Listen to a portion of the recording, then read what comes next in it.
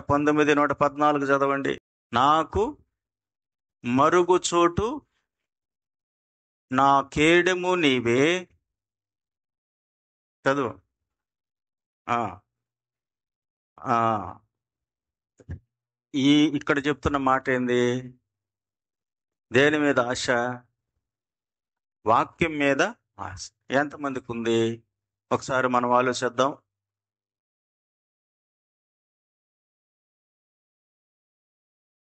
ఈ ఉపవాస కూడికలో self exam చేసుకోవడానికి, వ్యక్తిగత పరిశీలన చేసుకోవడానికి మనం ఆలోచిస్తే, నీ వాక్యం మీద నేను ఆశ పెట్టుకొని ఉన్నానని ముందేమన్నాడు? నా మరుగు చోటు నా కేడెము నీవే. అలా అనుకున్న వ్యక్తికి ఏం ఆశ ఉండాలంట? వాక్యం మీద ఆశ. ఇందాక 27వ కీర్తనలో ఏమనుకున్నాం? ఆయన మందిరంలోకి వెళ్ళాలని, ఆయన ప్రసన్నతను చూడాలని, ఏమండి ఆయన యొక్క వాక్యాన్ని ధ్యానించాలని నా జీవిత కాలమంతా నేను ఆశపడు. నేను ఈ వరాన్ని కోరుకుంటున్నాను. ఇలాంటి వారికి దేవుడు ఏమండి అలసిపోయినా, తరమబడినా, చెప్పాలంటే నిలవన నీడ లేకపోయినా దేవుడు తన బిడ్డల పక్షంగా ఉండి వారిని ఒడ్డుకు చేరుస్తాడు. స్తోత్రం చెప్పాలి గట్టిగా, హల్లెలూయా. ఒడ్డుకు చేర్చే దేవుడు. అందుకే అంటాడు, వారి ప్రతి బాష్ప బిందువును తుడిచే, ప్రతి బాష్ప బిందువును ఏం చేస్తారంట? ఆయన తుడిచి వేసే దేవుడు. నేను వారితో కాపురం ఉంటాను.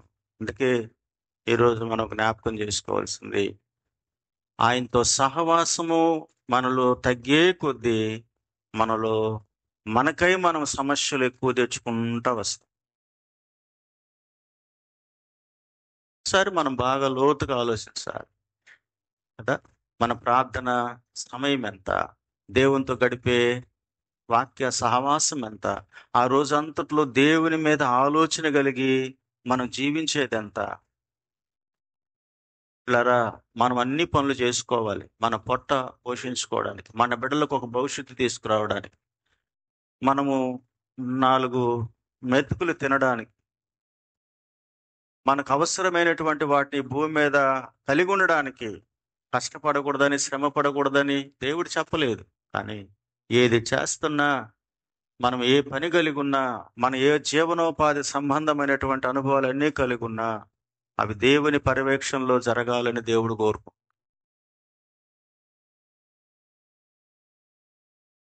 దేవునికి మహిమ కలుగును గాక.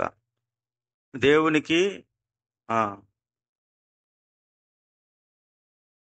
దేవుని అడుగుజాడల్లో ఉండాలని, దేవుని ఇష్టానుసారంగా ఉండాలని,